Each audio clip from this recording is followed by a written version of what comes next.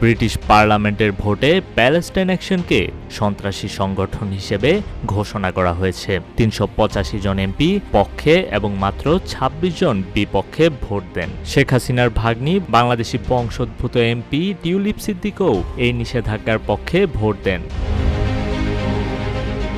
গত মাসে Palestine action গোষ্ঠীর সদস্যরা ব্রিটেনে একটি সামরিক ঘাঁটিতে প্রবেশ করে বিমানের লাল রং ছিটিয়ে প্রতিবাদ করায় আইনি পদক্ষেপ শুরু হয় তাদের বিরুদ্ধে। তাদের উপর এই নিষেধাজ্ঞার ফলে ব্রিটেনে প্যালেস্টাইন অ্যাকশনের সঙ্গে যুক্ত থাকা বা তাদের সমর্থন করা ব্যক্তিরা কঠোর আইনি ঝুঁকির মধ্যে পড়বে।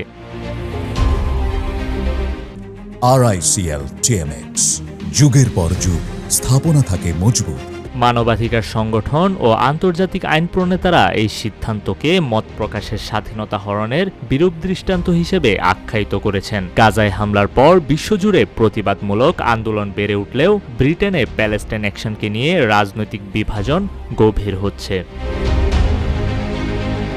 ব্রিটেনের এই নিষেধাজ্ঞা গাজা সংকট নিয়ে সরকারের অবস্থানকে আরও বিতর্কিত করে তুলেছে। এটি রাজনৈতিক মঞ্চে মতভেদের তীব্রতা বাড়াবে বলে বিশেষজ্ঞরা মনে করছেন। প্যালেস্টাইন অ্যাকশনকে নিয়ে গঠিত এই আইনি বাধা নতুন বিতর্কের সূত্রপাত করেছে, যা যুক্তরাজ্যের গণতান্ত্রিক পরিবেশ ও মানবাধিকার চর্চার জন্য গুরুত্বপূর্ণ চ্যালেঞ্জ। এই নিষেধাজ্ঞা শুধু একটি আন্দোলন নয়, যুক্তরাজ্যের মত প্রকাশের স্বাধীনতাকেও প্রশ্নবিদ্ধ করেছে। বিমানে রং দেয়া স্প্রে ক্যান নয়, বরং আন্দোলনকারীদের সত্যি ভয় পাচ্ছে যুক্তরাজ্য। এটি যেন প্যালেস্টাইন অ্যাকশনের প্রতিবাদের সফলতা।